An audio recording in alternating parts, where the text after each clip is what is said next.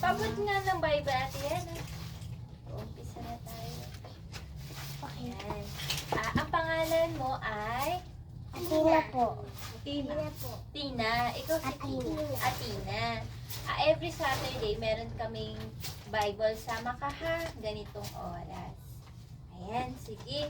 Bago tayo mag-start, mag-pray muna tayo. Sige, para magpe-pray, close your eyes and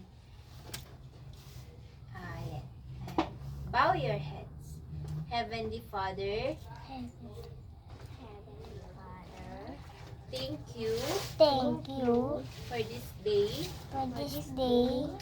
We will hear your words.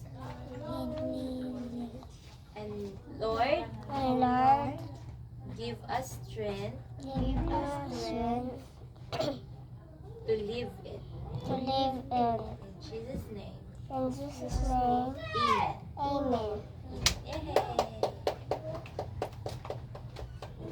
Ayan. So, unahin muna natin si Amber, tapos si Tina, and then si Yana. Yung pinagpapasalamat niya kay Lord. Sabihin mo, Amber, pinagpapasalamat ko kay Lord Pinagpapasalamat ko kay Lord ay, ay ano? thank you sa binigay sa amin Na, ng pagkain. like, madami. Okay. Si Tina naman, thank you kay Lord Thank you kay Lord dahil, dahil ano? binigyan na kami ng malaking buhay para makapag-aral. Okay, amen. Kaya na, thank you kay Lord dahil, Dahil ano?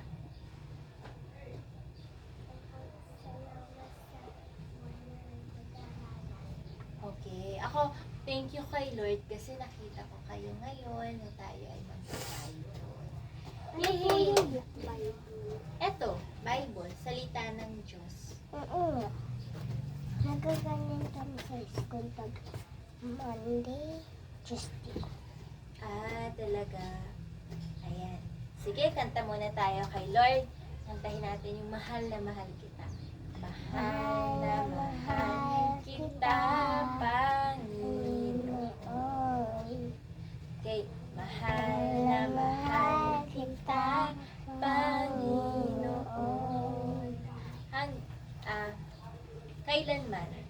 Kailanman hindi kita ipagpapalit, pagkat sa piling mo'y langit. Mahal na mahal kita, Panginoon. Maraming salamat. Handa na ba kayo makinig ng salita ng Diyos? Opo. Okay. Basahin ko sa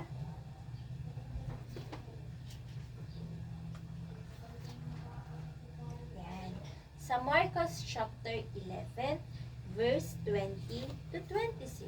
Makinig kayo ha.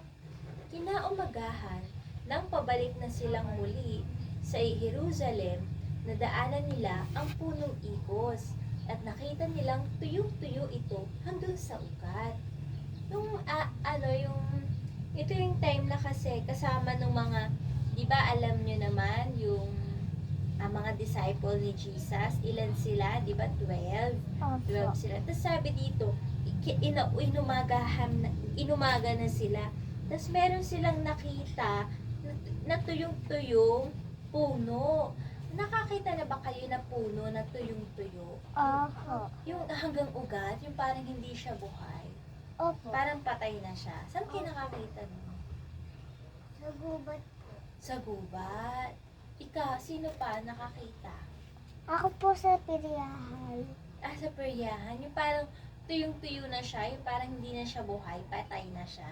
Opo. No? Yung sa may playground. Sa may playground. Dito lang, no? Parang patay na talaga siya. Opo. So, sabi dito, naalala ni Pedro ang nangyari, kaya sinabi niya, Guro, tignan niyo po ang punong igos na isinumpa niyo. Natuyo na. Sabi ni Pedro kay Jesus, Lord, tignan niyo po yung sinumpaan yung puno, natuyo na. Kaya pala daw yun natuyo kasi sinumpa siya ni Jesus. Bakit po sino? Ito, alamin natin. Sabing ganun. Sinabi ni Jesus sa kanila, sumampalataya kayo sa Diyos. Sinasabi ko sa inyo ang totoo. Kung may pananampalataya kayo, maaari niyong sabihin sa bundok na ito, lumipat ka sa dagat. At kung hindi kayo nag-aalinlangan, kundi sumasampalataya mangyayari yun, mangyayari nga ang sinabi niya. Siguro, sinumpa siya ni Jesus kasi nga, hindi na siya nagbubunga. Di ba kapag ka ang puno, dapat nagbubunga siya?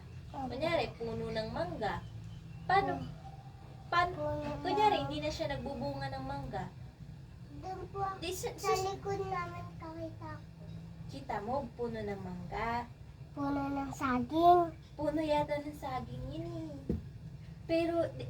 Pero, sinumpa siya ni Jesus kasi hindi na siya, hindi na siya hindi na siya namunga. Sabi ni Jesus, ano pang silbi mo? Kaya inano na siya, pinatay na. Kaya ganito.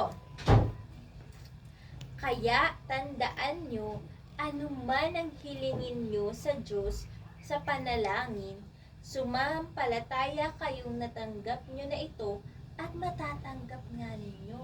Anong sabi ni Jesus? Kapag, sino dito ang may mga kahilingan? Anong kahilingan mo?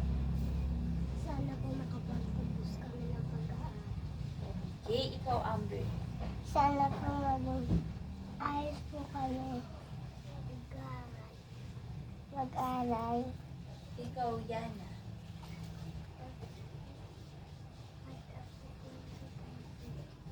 Makatapos ng pag-aaral. Okay. Sabi dito, at kapag nananalangin kayo, patawarin nyo muna ang mga nagkasala sa inyo para ang mga kasalanan nyo ay patawarin din ng inyong amang nasa langit. Meron ba kayong meron bang nakagawa sa inyo ng kasalanan? Ikaw, meron ka naging kaaway? Opo. Sino? Si Tina po, dati, nag-away-away po kami. Pero nagpatawad na kayo, pinatawad mo na siya. Kasi Oo. sabi dito, pag hindi daw tayo marunong magpatawad sa mga nakakasakit sa atin, hindi rin tayo patatawad. Tsaka din po si Yana. Si Yana din. Pag daw hindi tayo nagpatawad, di din daw tayo patatawarin nino. Lord po. Ni God, ni Lord, ng Ama sa langit. Kaya sabi dito, ni Jesus, sapagkat kung ayaw nyo magpatawad, hindi rin kayo patatawarin ng inyong Ama Nasa langit. langit. So, sabi dito, kapag daw tayo ay humiling, ano dapat ang ating gagawin? Kapag humiling tayo kay Lord, anong gagawin natin? Mag-thank you. Mag-thank you. Tsaka dapat, Sabi ni God sa amin. yes, tsaka dapat, maniniwala tayo na pag kunyari nag-pray tayo, ngayon, kung anong gusto natin, dapat maniniwala tayong ibibigay yun ni Lord. sa atin. Amen? Amen? Amen. Kaya alam nyo, kaya natuyo yung puno kasi,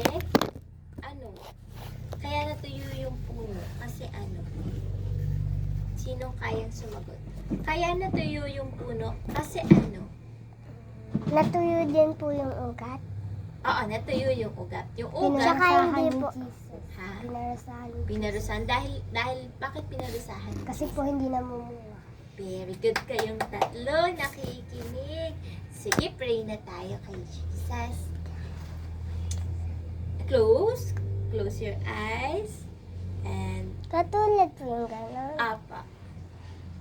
Lord, Lord, salamat po salamat po sa mga sa mga kahilingan kahilingan namin namin na inyo pong na inyo pong ibibigay. ibibigay. Thank you, Lord. Thank you, Lord. Thank you po Thank you po sa buhay sa buhay na walang hanggan na walang hanggan. na bigay niyo po Nabigay niyo po sa amin. sa amin.